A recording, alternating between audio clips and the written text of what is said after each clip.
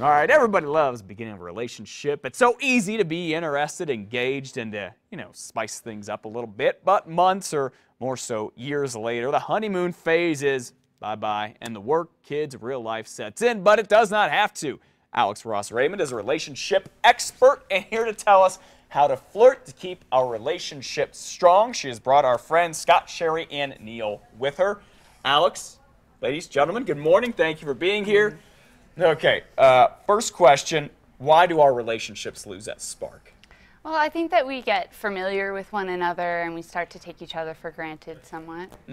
Okay, so what can we do? You teach flirting classes. We're going to talk about how you and your significant others can get involved in them in just a little bit, but what can we do to keep the spice alive? What kind of flirting can we do, whether we are single, whether we're in a long-term relationship, or whether we're married? Well, today I want to give some tips on how to give a great compliment, because compliments are a great way to help people feel appreciated and show that you care about them and show how they're affecting your life. Okay, so how do you give a good compliment? So there's three parts of a great compliment. First is being very genuine. So you have to really mean it, because when you don't mean what you're saying, people can see right through it. Yep.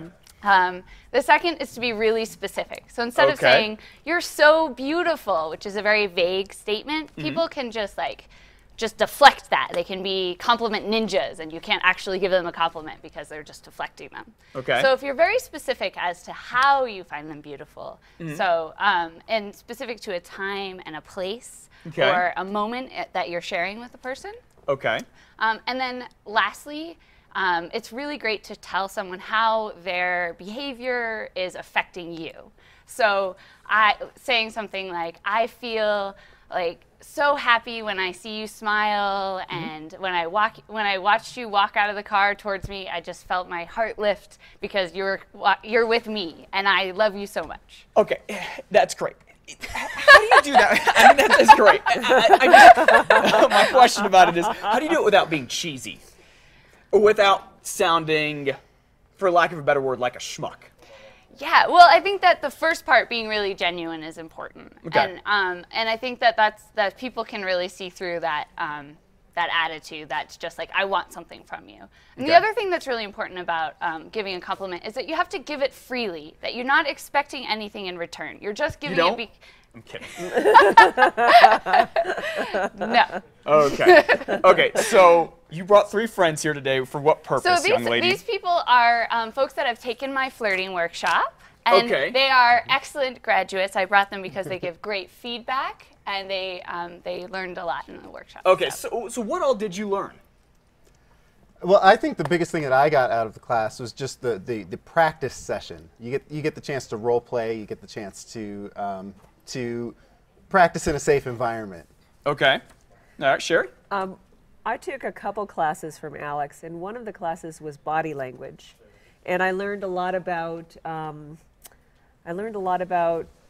how I might deflect feeling sexy by just talking like this in my kind of business life, and how I had to sort of switch gears and be with my whole body in a conversation when I wanted to be sexy. Interesting. What'd you take out of it, Neil?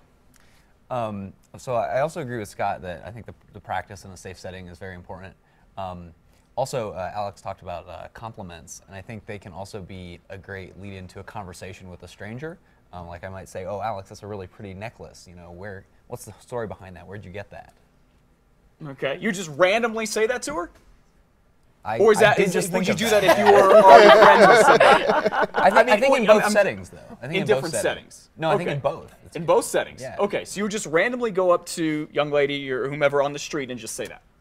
Well, maybe not on the street. It depends on the curious. Yeah, it depends, I guess. Just trying to get a there should be a context for a conversation you're having. So just walking up to a stranger can be kind of abrupt. But if you have a shared experience, like say you're waiting in line for a really long time, you can have that shared experience and make a joke about it. Okay. What about specifically for particularly for married couples or couples who have been together for a while who maybe they have kids, they have jobs? What are just like little things they can do too to go ahead and help keep that flirting going?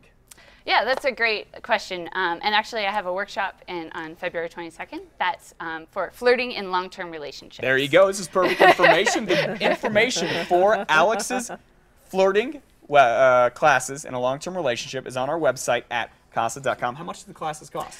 So it's $30 per person, Okay. and the couples is $50. So. Oh, okay. It's a flirt lab. Again, that's February 8th. Now, is that for single people or is that for married people So or for both? Flirt Lab is for both, but it's geared more towards single folks, like Okay. approaching new people, flirting with new people. But not Okay. everybody flirts to get into a relationship. Sometimes people just flirt because it's fun. It can be conversation too. Like you It's said, you're just- stuck in a long line. Exactly. You're stuck on It's an airplane. entertaining. You're stuck in a TV studio. Just go ahead and do that. Yeah, I think so. Any last bit of advice before we get to Valentine's Day here? I'd just say make time for each other and make time to appreciate one another and have fun, play. Okay, that sounds good. Alex, Sherry, Scott, and Neil, thank you all so much for coming in. We'll have to do it again. Thank you. Thank you. 7:26.